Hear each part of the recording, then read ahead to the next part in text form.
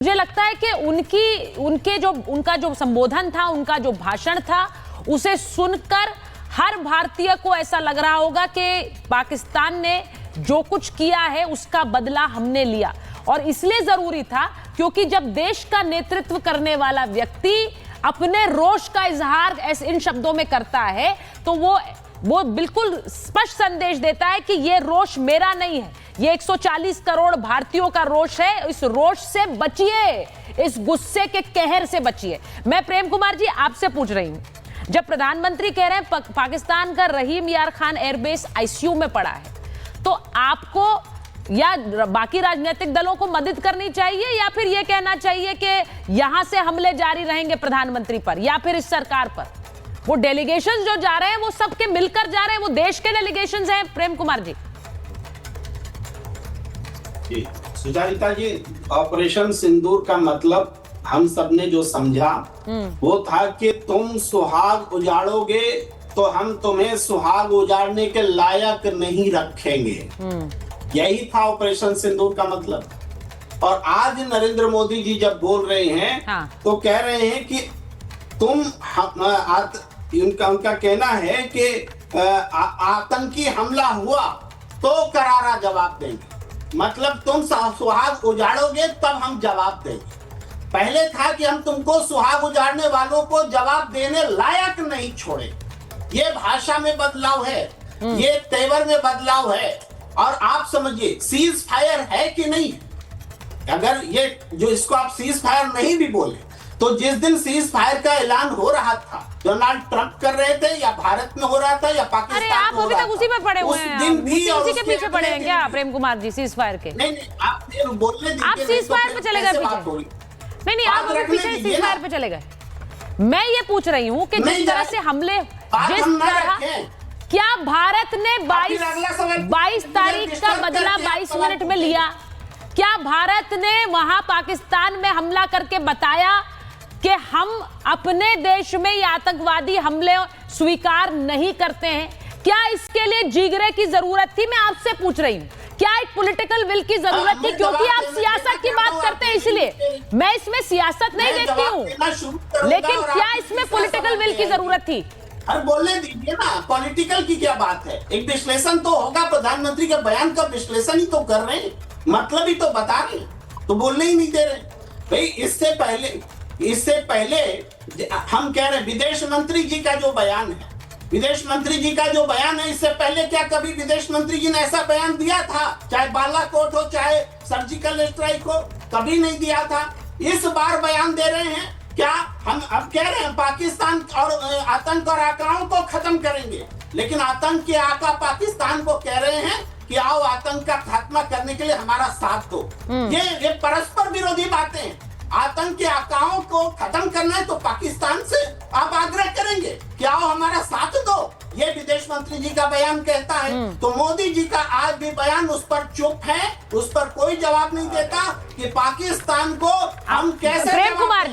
प्रेम कुमार जी मैं एक आपसे पूछ लेती हूँ बात। नहीं, आपने क्योंकि कहा कि आग्रह करेंगे, आप पूछेंगे, मैं आपसे पूछ रही हूँ। अजीज खान साहब यहाँ बैठे हुए हैं, अजीज खान साहब से भी पूछ लेती हूँ। 26/11 का हमला हुआ था, उसके बाद डोजियर लेकर कहाँ घूमे थे हम? कहाँ गए थे डोजियर लेकर? आग्रह कर रहे थे कि नहीं कर रहे थे? नहीं, प्रेम कुमार जी मैं आपसे पूछ रही हूँ, कौन लेकर गया था डोजियर? किसकी सरकार थी उस समय? डोजियर लेकर पाकिस्तान को सौंपने के लिए गए थे कि नहीं गए थे? नॉन स्टेट एक्टर्स की बात किसने की थी प्रेम कुमार जी? वो आग्रह था कि नहीं था? आग्रह था कि नहीं था कि पाकिस्तान अपने आप पर आतंकियों को कंट्रोल करे? कर लिया पाकिस्तान ने।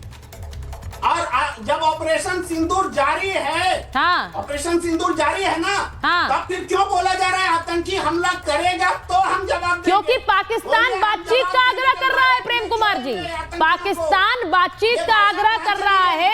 उन्हें जवाब दिया गया है कि आतंकी सौंपिए फिर बातचीत होगी, ऐसे बातचीत नहीं होगी, 2 दिन ऐसे बातचीत नहीं होगी। ये बड़ा क्लियर संदेश दिया गया है। आप थोड़ी जानकारी इकट्ठा कर लीजिए सर। आग्रह पाकिस्तान की तरफ से बातचीत का आया है। और सुनिए, मैं तो इसे आप क्योंकि कांग्रेस की इतनी हिमायत कर रहे हैं प्रेम कुमार जी, मैं इसीलिए पूछ रही हूँ 26/11 के बाद डोजियर लेकर कौन घूमा? एक बार अजीज खान साहब के पास जा रही। अजीज खान साहब, मैं आपसे पूछ रही हूं, प्रधानमंत्री ने आज जो कुछ बोला, क्या उसमें एक भारतीय की भावना शामिल नहीं थी? नहीं सुचिता जी, बिल्कुल ठीक बात कह रही। आज माननीय प्रधानमंत्री महोदय का जो मैंने स्पीच सुना जी, वाकई में बहुत गदगद हो गया। मेरा सीना चौड़ा हो गया। काश ऐसा होता। जो हमारे देश के प्रधानमंत्री ने जो जो बातें रखी, यकीन मानिए उन सारी शब्दों को मैंने बहुत ही गंभीरता से लिया। लेकिन तकलीफ इस बात की है कि जिन मेरी बहनों के सिंदूर जो मांग से उजाड़ दिए गए, हटा दिए गए, वो सिंदूर उजाड़ने वाले गए कहां? आज तक 1 महीना हो गया, हम पता नहीं कर सके, पता नहीं चल सका उन सारे लोगों को। और दूसरी बात, आपने कहा कि साहब 32 देश से उनके आतंकी गतिविधियों को उजागर किया जाएगा। 32 देश क्या करेंगे? पूरी दुनिया कर रही है। पूरी दुनिया जानती है कि पाकिस्तानी आतंकवादी गतिविधियों को अंजाम देता है, उनको पालता पोसता है। लेकिन हम क्या कर रहे हैं? हम जब हमें उनको खत्म करने का, उनको देश दुनिया के नक्शे से खत्म करने का मौका हमको मिला, हालात बने, हमारी देश की जो सेना है उसने बाकायदे कमर कस लिया। क्या हुआ? वहां पर राजनीति होने लगी। सीज फायर कोई और देश का नेता बैठ करके करवा रहा है, कह रहा रात भर हम बात कर रहे हैं, लोगों से द्विपक्षीय बातचीत चल रही है।